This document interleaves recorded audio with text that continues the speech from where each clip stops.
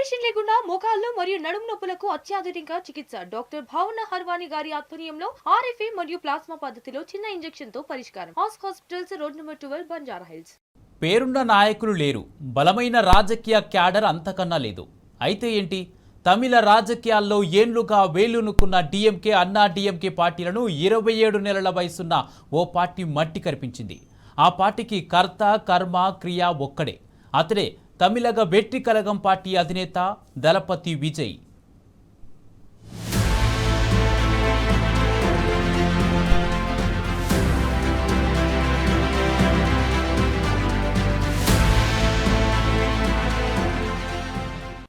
Tamil Nadu assembly ఎన్నికల ఫలితాల్లో TVK పెను ప్రభంజనం సృష్టించింది.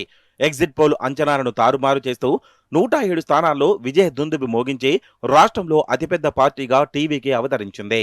ఫిబ్రవరి 2, 2024లో తమిళగ వెట్రి కళిగం పేరుతో రాజకీయ పార్టీని ప్రారంభించిన విజయ్ రాజకీయాల కంటే తనకు వృత్తి కాదని, ప్రజాసేవ చేసే పవిత్రమైన పనంటూ తొలి ప్రసంగంలోనే తన సునిశ్చిత మాటలతో ప్రజల మనసును చూరగొన్నారు.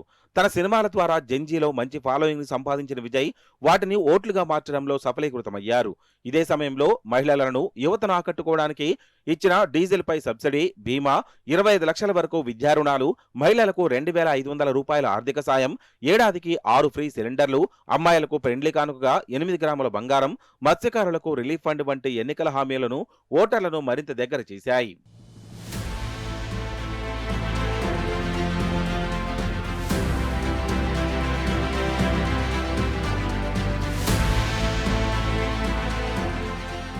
తమిళనాట విజయ్ విక్టరీ అంత తేలిగ్గా ఏమీ సాధ్యం కాలేదు. ఆరంభంలోనే విజయ్ను వివాదాలు చుట్టుముట్టాయి.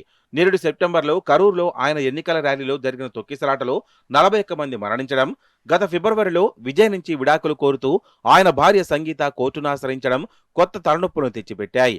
ఎన్నికల వేళ ప్రత్యర్థి పార్టీలు ఈ అంశాలను ఎత్తిచూపుతూ విమర్శలు గుప్పించాయి.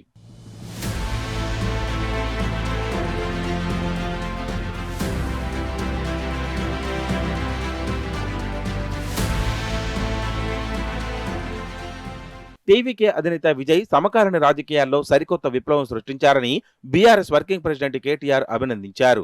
ఎదుర్కొన్న తొలి ఎన్నికల్లోనే తమిళనాడు రాజకీయాల్లో విజయ్ అద్భుతమైన అరంగేట్రం చేశారని కొనియాడారు. సాంప్రదాయాలు, మూస పద్ధతులను బద్దలు కొట్టారని పేర్కొన్నారు. మీ నాయకత్వంలో తమిళనాడు మరింతగా అభివృద్ధి చెంది బలంగా ఎదగాలని ఆకాంక్షించారు. మరోవైపు విజయ్కు BRS LP deputy leader Harish Rao శుభాకాంక్షలు తెలియజేశారు. తొలిసారి రాజకీయాల్లో ప్రవేశించి గొప్పగా ఫలితాలు సాధించడం అభినందనీయమని పేర్కొన్నారు. ప్రజా తీర్పు స్ఫూర్తితో తమిళ ప్రజలను సేవలందించాలని ఆకాంక్షించారు. అటు విజయ్కు మాజీ ఎంపీ సంతోష్ కుమార్ అభినందనలు తెలిపారు. విజయ్ నాయకత్వంపై తమిళ ప్రజలకున్న నమ్మకానికి ఇదే నిదర్శనమని పేర్కొన్నారు. గతంలో గ్రీన్ ఇండియా ఛాలెంజ్ లో విజయ్ విస్తృతంగా పాల్గొన్న విషయాన్ని గుర్తు చేస్తూ సంబంధిత ఫోటోను ఎక్స్ లో షేర్ చేశారు. పర్యావరణ పరిరక్షణ, హరిత స్ఫూర్తిపై విజయ్కు ఉన్న నిబద్ధత స్ఫూర్తిదాయకమని కొనియాడారు.